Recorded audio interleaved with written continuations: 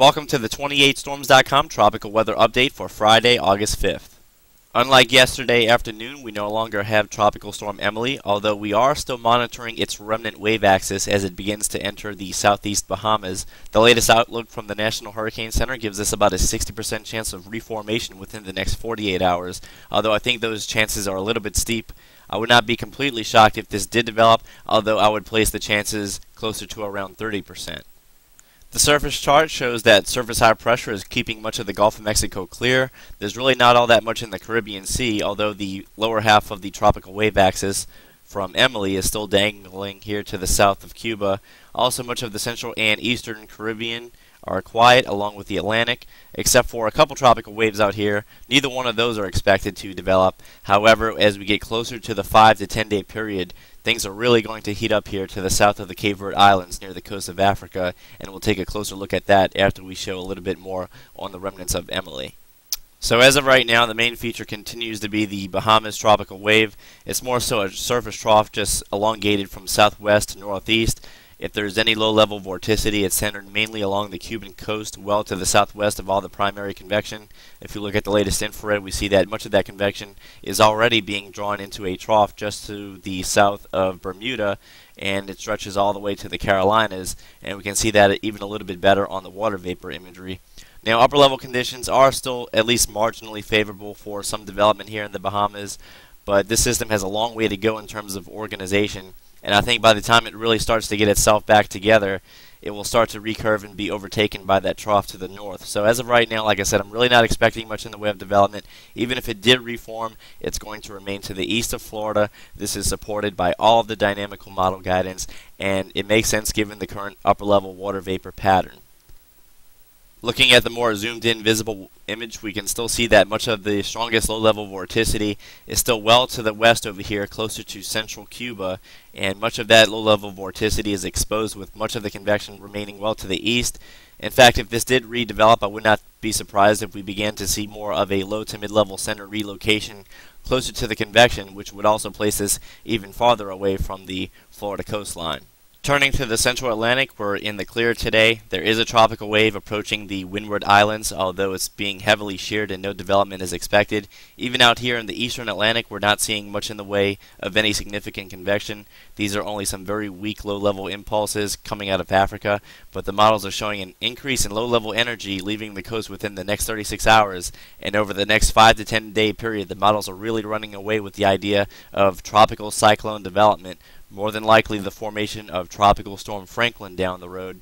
And one promising sign already is that if we look at the latest eastern Atlantic water vapor imagery, we don't really see any intrusions of dry Saharan air leaving northwest Africa. Much of the mid to upper level environment is very moist out here, and it looks like we have a fairly healthy 200 millibar tropical easterly jet leaving the African coastline.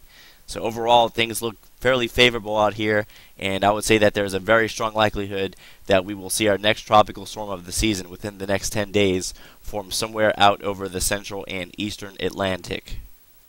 Turning to the 12Z ECMWF run, we see that the tropical wave over the Bahamas is not doing a whole lot by day 1. We do see a slight increase in the storm's intensity, although it's still fairly weak and well below depression status. By 48 hours, it's well to the east of Jacksonville, Florida. By day 3, it's already absorbed by the trough and is nothing but a foregone memory.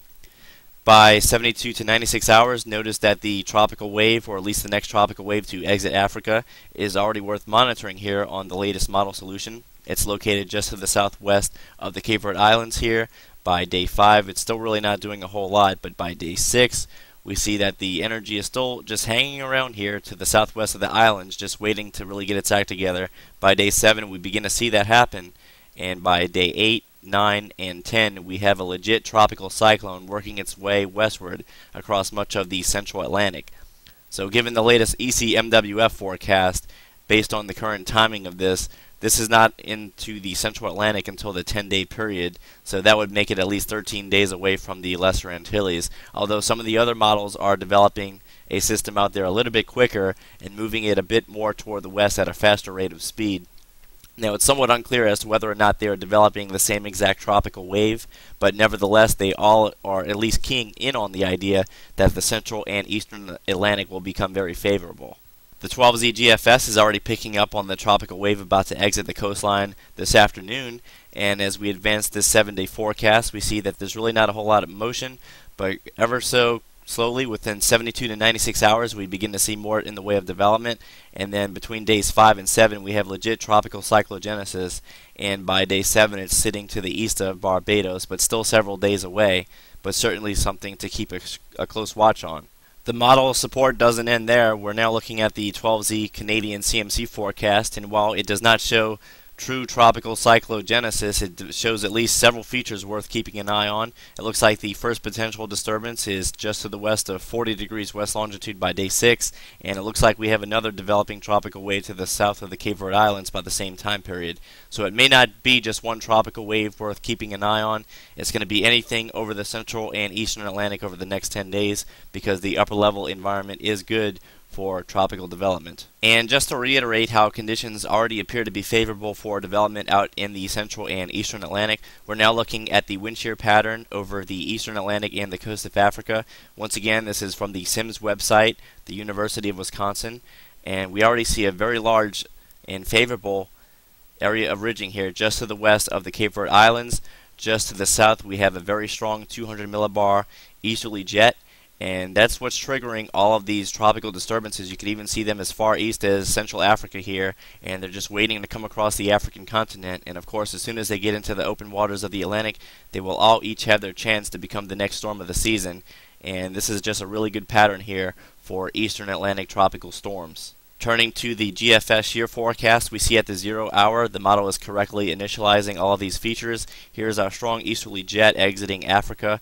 Here's the very strong and favorable upper level ridge. Now this is a bit more toward the north than we would like because a lot of these strong tropical waves like to come off between 10 and 15 degrees north. This is centered a little bit closer to 20, but that's going to vary from day to day, which is really nothing new.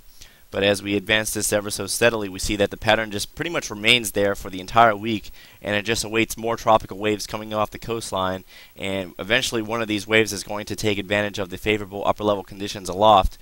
And the one particular tropical cyclone that the GFS is developing is between 40 and 60 degrees west here, closer to around 50, and sure enough, this is the favorable upper level ridge that the model is showing to be directly over the storm at the time. So there's obviously no doubt as to why the GFS is indicating development. And even out here, this still looks like a fairly favorable pattern to me, even to the east of where the storm is primed to be here. So once again, it might be more than one tropical wave. In terms of track, this is a lot of speculation to say the least, but if we look at the 500 millibar GFS forecast, we do see a lot of mid to upper level ridging. Once again here over the northern coast of Africa, above 20 degrees north latitude. And if we look at the 7-day forecast, this ridging is expected to move westward along with any tropical cyclone that develops just to its south. We do have a couple weak shortwave troughs here over the central Atlantic, but as long as this system were to remain at least relatively weak as it crossed over the central Atlantic, then that would significantly increase the odds of this at least making it beyond 60 degrees west longitude, which is right up around here. But again, this is a really far out forecast. This system would have about 2 weeks to recurve because that's about the total time that it would require for this to make it all the way to the east coast of the United States. Also, if you visit 28storms.com, our main page, you can go to the hurricane season update that has been made available this afternoon. This will take you to the long-range 28storms.com webpage, and below you will find the update from 28storms.com. This is our latest thinking as to how August and September may pan out, and you may be somewhat surprised by some of the closer analogs that we are seeing here. And all of this is broken down in extensive detail for you, so that's a fairly good read. And much of this was done by Rob Mann, our long-range weather expert here.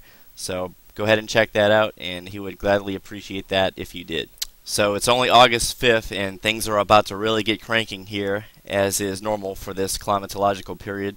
The deeper we get into August, the more active the tropics become, and we already see a lot of signs of this about to happen.